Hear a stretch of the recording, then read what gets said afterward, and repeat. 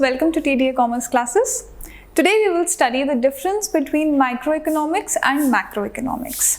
ये टॉपिक, ये question class 11th के इकोनॉमिक्स में भी पूछा जा सकता है और क्लास 12th के इकोनॉमिक्स में भी पूछा जा सकता है, कुछ भी फिक्स्ड नहीं है और ये क्वेश्चन बहुत इंपॉर्टेंट है। इस स्लाइड से आपको इसके मेन डिफरेंसेस में क्लैरिटी आएगी और मैं आपको वीडियो के लास्ट में ये भी बताऊंगी कि कौन कौन से चैप्टर्स हैं जो माइक्रो इकोनॉमिक्स में हैं एंड कौन कौन से चैप्टर्स मैक्रो इकोनॉमिक्स में हैं। हालांकि इस चीज़ के डिस्कशन की एक इन डेप्थ वीडियो ऑलरेडी हमने बनाई हुई है, बट इस वीडियो का मेन पर्पस ये है इस थ्योरेटिकल क्वेश्चन को सॉल्व करना कि what is the difference between micro economics and macro economics. Now let us understand this.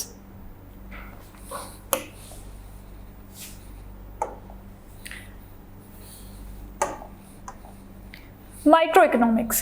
It studies the behavior of individual entities like individual consumers, firm or any other individual economic unit. Economy में बहुत से businesses run हो रहे हैं, small scale, medium scale, large scale, manufacturing sector, trading sector, service sector. उसी तरीके से economy में कई सारे कस्टमर्स हैं जो डिफरेंट इनकम ग्रुप्स को बिलोंग करते हैं। बट माइक्रो इकोनॉमिक्स में हम ये पढ़ते हैं कि एक इंडिविजुअल फर्म अपने production decisions, distribution decisions, pricing decisions किस तरीके से लेती है। एक इंडिविजुअल कंज्यूमर का क्या माइंडसेट होता है जब सामान के प्राइसेस में चेंज होता है या जब उस कस्टमर की अपनी इनकम में चेंज होता है।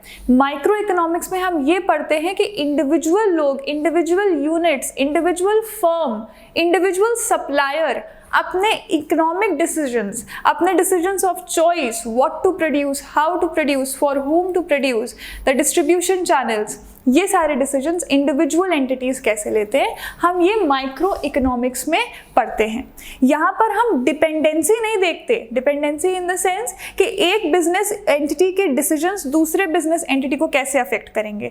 यहाँ पर हम ये देखते हैं कि एक बिजनेस एंटिटी के डिसीजंस उसके खुद की प्रॉफिटेबिलिटी सिचुएशंस पर कैसे अफेक्ट करेंगे। This is what we study in micro economics.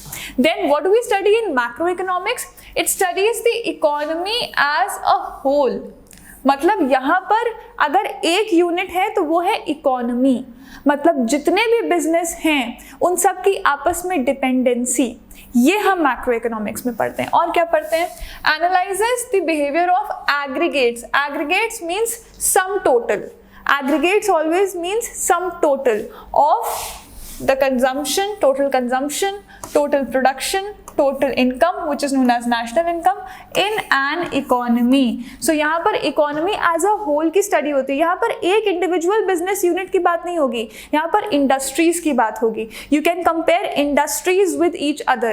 You can compare the profitability situation of different industries. You can see what is the total consumption of a particular good in the economy. What is the total demand pattern of a particular good in the economy. These things are studied in macroeconomics. Total income of the economy, जिसके लिए एक word है national income. National income is not just a key term, national income is a separate chapter in macro economics itself. इस chapter में हम class 11th में तो सिर्फ एक डेफिनेशन पढ़ते हैं, बट क्लास 12th में whether you belong to the CBSE background और you belong to the ISC background, national income आपको इन डेप्थ पढ़ना होता है, जहां पर सारे थ्योरी, ग्राफ्स, न्यूमेरिकल्स सब कुछ होता है। So it is part of the macro economic analysis. Once again, what is micro economics? Individual entities, for example, just one firm, let us say Amul company। ये मैंने आपको एग्जाम्पल दिया कि हमने एक तरीके की फर्म के बारे में बात करी, एक डेयरी फर्म की बात करी, दैट इज अमूल। बट अगर मैं इकोनॉमी में जितनी भी डेयरी कंपनीज हैं उन सबको मिला लूं तो मैं बेसिकली डेयरी इंडस्ट्री के बारे में बात कर रही हूँ। तो अगर आप ऐसा कंपैरिजन करोगे तो ये एक माइक्रो मैक्रो का एग्जांपल बन सकता है कि if you talk about only the production decisions, distribution decisions, pricing decisions, income, profitability of Amul, that is micro economic analysis. But if you take an analytical study of all the dairy companies that comes to your mind, for example Amul, for example Shyam, तो ये सारी चीजों को जब आप combine कर लोगे तो you will get the dairy industry. आप बहुत सारे यूनिट्स की बात कर रहे हो, आप एग्रीगेट की बात कर रहे हो. This is an example. इससे आपको एक चीज और पता चली कि माइक्रो इकोनॉमिक्स और मैक्रो इकोनॉमिक्स में कंपैरिजन के थ्रू अगर आप एग्जाम्पल्स दोगे तो you will always be benefited. हमेशा एग्जाम्पल्स कंपैरिजन के थ्रू देना है.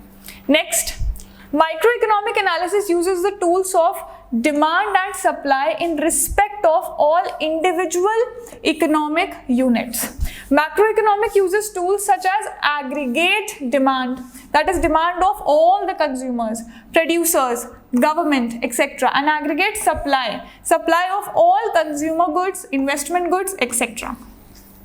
Again, if you pick up one economic entity from the economy और आप उस इकोनॉमिक एंटिटी का डिमांड पैटर्न देख रहे हो कि उसके गुड्स का क्या डिमांड है मार्केट में, उन्होंने क्या सप्लाई पैटर्न रखा है अपने गुड्स का, उनकी क्या प्रॉफिटेबिलिटी पोजीशन है. सो एक इंडिविजुअल इकोनॉमिक यूनिट मतलब एक इंडिविजुअल बिजनेस का क्या डिमांड पैटर्न है, क्या सप्लाई पैटर्न है, क्या कंज्यूमर्स की डिमांड है, एक कंज्यूमर की क्या डिमांड है, या एक किसी ऐसी फर्म जिसको किसी दूसरे फर्म से सामान खरीदना है उस फर्म की क्या डिमांड है.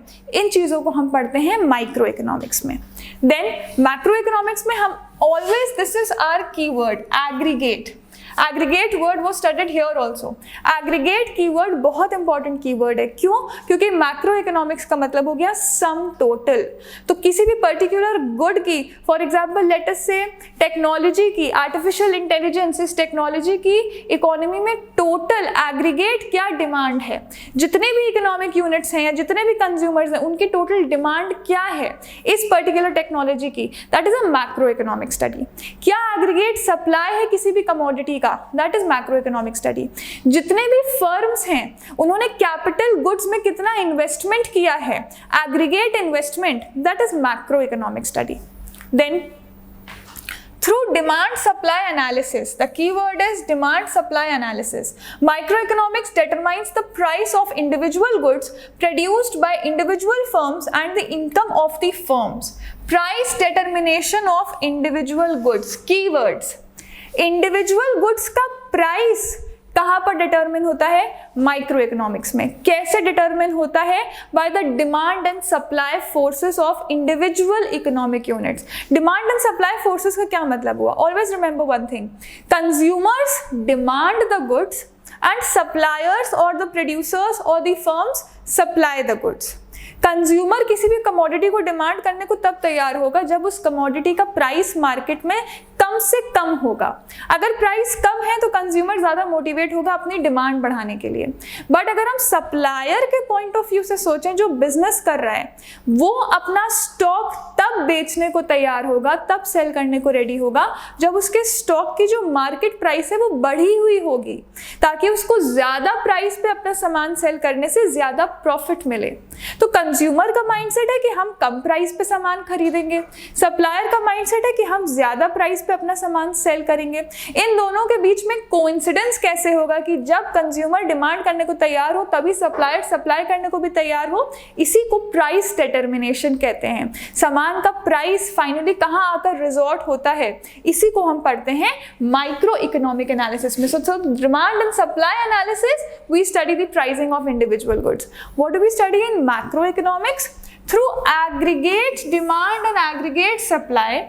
Again the keyword is aggregate, मतलब किसी भी commodity का, किसी भी technology का, किसी भी service का aggregate demand क्या है इकोनॉमी में, उसको aggregate supply क्या है इकोनॉमी में, ये macroeconomics में पढ़ते हैं. और इसके through what do we determine?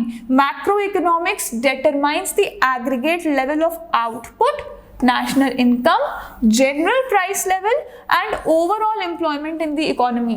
Let me explain one by one what is meant by aggregate level of output. मतलब इकोनॉमी में जितने भी गुड्स एंड सर्विसेज बन रहे हैं उनकी वैल्यू का sum total is aggregate level of output, कि आपने कितना आउटपुट बनाया. अगेन आप इकोनॉमी एज अ होल की बात कर रहे हो क्योंकि आप एग्रीगेट लेवल ऑफ आउटपुट पढ़ रहे हो. That is why it is macro economic study.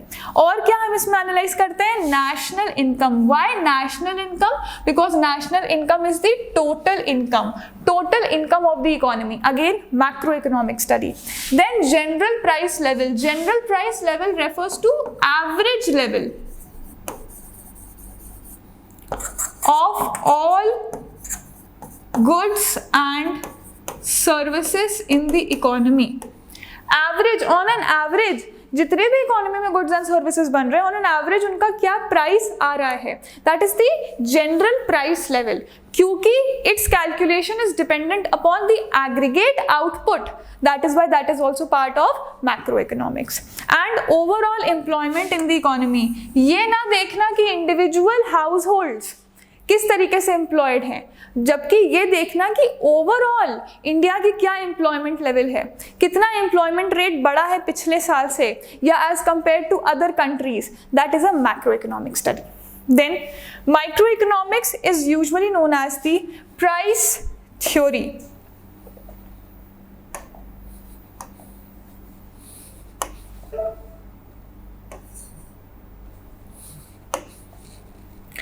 Microeconomics is usually known as the price theory and deals with what goes into determination of prices of goods and services. Point number 3 and point number 4 are connected. Microeconomics क्योंकि demand and supply of individual economic units की बात करता है, इसलिए वो individual goods के pricing पर ध्यान देता है और उसी को हम कहते हैं price theory. This is known as price theory. Why is microeconomics known as price theory? Because microeconomics, through demand and supply analysis, microeconomics determines the prices of individual goods. So determination of prices of individual goods is known as price theory, which is done in microeconomics. What is done in macroeconomics? Macroeconomics is known as the theory of income and employment determination. Now this is another chapter in macroeconomics. जैसे कि national income अलग chapter है, वैसे ही theory of income, output and employment भी एक अलग chapter है macroeconomics में. दोनों ही class 12 के chapters है, चाहे आईएससी हो या सीबीएसई हो. सो theory of income and employment determination ये मैक्रो इकोनॉमिक्स में क्यों आता है? क्योंकि हम मैक्रो इकोनॉमिक्स में एग्रीगेट लेवल पे पढ़ाई करते हैं और ये चीजें एग्रीगेट लेवल पर डिपेंड करती हैं. That analyses how overall means aggregate production, general price level and employment are determined. So I hope the difference between microeconomics and macroeconomics is clear to you.